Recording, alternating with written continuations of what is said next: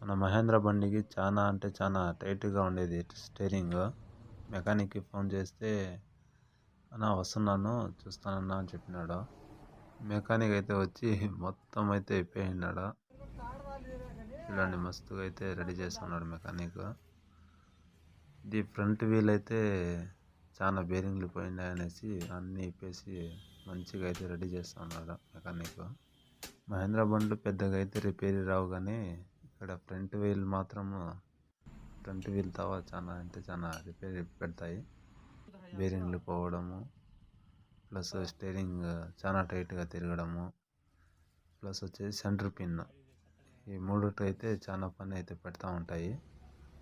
బురదమల్లో ఎక్కువగా వర్క్ చేయడం కాబట్టి ఈ చిన్న చిన్న రిపేర్లు అనేది వస్తూ ఉంటాయి. సీజన్ స్టార్ట్ అయ్యి దాదాపు ఒక నెల అయితే అవుతూ ఉంది. ఇప్పటికైతే ఫ్రంట్ వీల్ బేరింగ్లో 3 అయితే మార్చేసినాము. ఈ చిన్న చిన్న రిపేర్లు అయితే కామనే, ఈ రైతులకి అయితే తప్పేది లేదు. ఈ సామాన్లు అయితే మొత్తం కంపెనీవే యూజ్ చేస్తూ ఉన్నాము ఫ్రెండ్.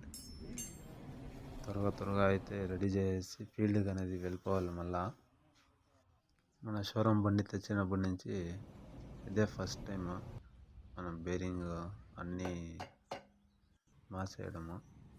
అంటే చిన్న చిన్న బేరింగ్లు అయితే మార్స్తూ ఉన్నాము, అని ఫ్రంట్ వెళ్తావా 4 బేరింగ్లు మార్చడం ఇదే ఫస్ట్ సారి. మంచిగా అయితే ఫిట్టింగ్ అయితే చేస్తున్నాడు మెకానిక్. మన మహేంద్ర బండి అయితే టూ వీల్ అనేసి చాలా ఇబ్బందిగా అయ్యేది. స్టీరింగ్ తిప్పడము, అలా కటింగ్లు చేసేతావంతా చాలా ఇబ్బంది అయ్యేది. అండ్ పవర్ స్టీరింగ్ అయితే సేఫ్టీగా ఉంటుంది అని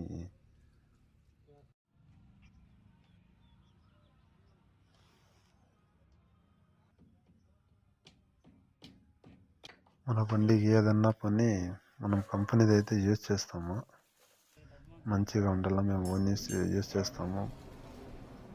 మళ్ళీ వేరే ఫీల్డ్కి అయితే పోతే అక్కడ ఇబ్బంది పడకుండా మంచిగా వర్క్ చేయాలనేసి మంచి కంపెనీవి అయితే యూజ్ చేస్తూ ఉంటాము. అందరూ ఇదే విధంగా మంచి కంపెనీవి సామాన్లు యూజ్ చేసుకుంటే 2 దినాల్లో మంచి వర్క్ అనేది చేస్తూ ఉంటుంది. మనం బేరింగ్లు వేయడము అంతా కంప్లీట్ అయ్యి వస్తుంది. ఇంకా ఫీల్డ్కి అనేది బయలుదేరి వెళ్ళిపోవాలా. Subscribe to my channel.